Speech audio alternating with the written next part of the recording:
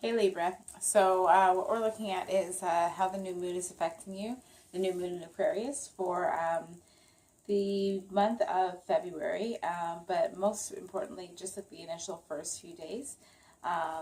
So the new moon in Aquarius that peaked on January 27th at 7:07 p.m. Eastern Standard Time or 4:07 Pacific Time if you're on the West Coast, or GMT and going forward that way will be 12:07 a.m. on the 28th. So the 27th, 28th vibe is really infused with Aquarius and really for the rest of the month. So what Aquarius is asking really each and every one of us, and it depends on which and where Aquarius lands for you, but generally speaking, for everyone, Aquarius is asking each and every one of us to kind of stand up and be who we are. And when I say that, I really mean ultimately being that unique individual and bringing that individual to the collective and contributing in that way and bringing your unique flavor, and not being afraid to express ultimately your differences and how that can bring some refreshing elements and energy to the collective society, essentially. And more specifically, for you, a new moon in Aquarius speaking to a new opportunity in your fifth house, which relates to lighthearted love relationships, as well as new hobbies, new learnings, even children also, especially too. So whether you're looking to have a child, but there is the potential to conceive at this time as well, because a new moon does represent a seed being planted, essentially, and something, just a unique experience.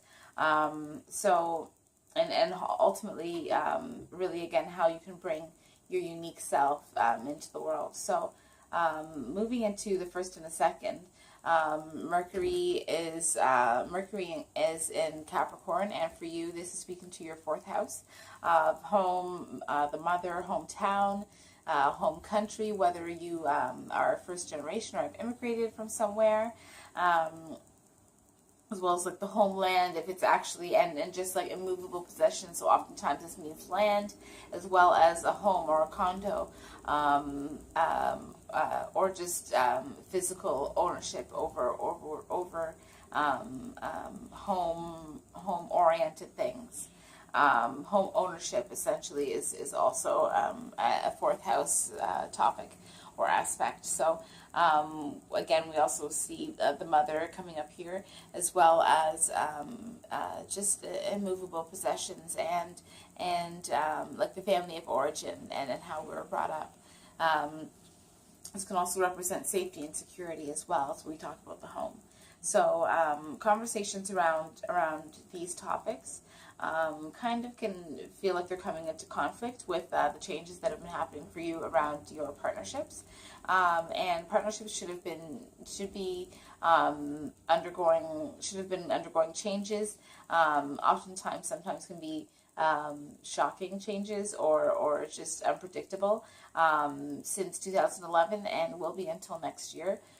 So for you, again, you'll see this in your seventh house of partnerships, and over the first and the second, there'll be some kind of conversation around around your home and how this is showing up, almost in contrast with the changes that you've been having in your personal relationships. So if it's not home, it could be like physical land or even investments as well. So we see that squaring on the second, Jupiter and Libra, and Libra for you is actually your first house. So this could show up as conversations or communications around maybe how you're dealing with the home or your mother, or even people of your hometown or your home country, just basically the expansion of your growth, maybe of your individuality and your identity, could be maybe affecting your family or the people that are back home, as well as maybe your home or your home country, or how you're handling those issues. So interesting, because moving on to February the 6th, Jupiter is actually going retrograde in Libra. So this is kind of you looking at yourself and your identity, who you are and what you have to offer, what you are to other people, and who you are to other people, and how well you are exhibiting yourself, and in what way are you doing that. So really, this is like a revision time of looking at the growth and the progress also that you've had so far. I mean, Jupiter brings tremendous progress, so really giving the blessings for that, and thanking and being appreciative for the blessings that you've, which Jupiter also represents, the blessings that you've had so far, just by being you, essentially. And then now just kind of taking a step back, or reflecting about what you can do from now until the fall, because Jupiter has been in Libra since the fall of 2016 and will be until the fall, or October 10th of 2017. So really, this is like the midpoint of a check-in to see how well you're doing, what you need to do better, what you feel like you've done enough of, and can let go now. So moving on to February the 10th, there's a lunar eclipse in Leo, and for you this is speaking to your 11th house of associations, groups, unions, as well as like just communities, sanghas, anywhere that you have a membership, or somewhere, a group that you belong to. So the lunar eclipses usually represent endings, and doesn't have to be a negative ending. The eclipses this season are very inspiring and motivating, as opposed to heavily aspected. So this eclipse clearing out is really inspiring something bigger and better to come through. So in your 11th house, this could see a friend moving away, perhaps. So not necessarily an unfortunate ending, but something disappointing, perhaps, or even a new aspect, or a new way of relating to someone, or a new way in a relationship, a new stage, perhaps.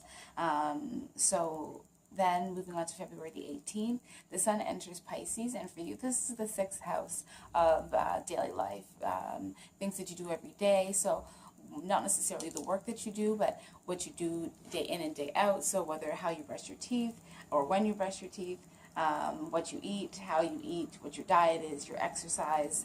Do you do things to calm yourself? Do you meditate? Do you pray? Anything that you would probably do on a daily basis would be aspected here. Your route to work as well. And really any kind of routine that you've implemented into your life. And then following up on that, February the 26th, we actually have a new moon in Pisces, a new moon solar eclipse in Pisces, which is really bringing up those issues again, and is actually bringing a new beginning. So when the Sun enters Pisces on the 18th, we're probably going to see a highlight really to what's coming up, or what beginnings we can expect. So kind of exciting times, especially for all the things that are happening, and how we can really contribute to society right now. So thanks for watching, and I hope to see you next month. If you have any questions, I'd love to have you subscribe to my website, rawredemption.ca. You can just scroll to the bottom, or leave a comment, or send me an email, raw_redemption@icloud.com. Thanks, and have a great month. Take care.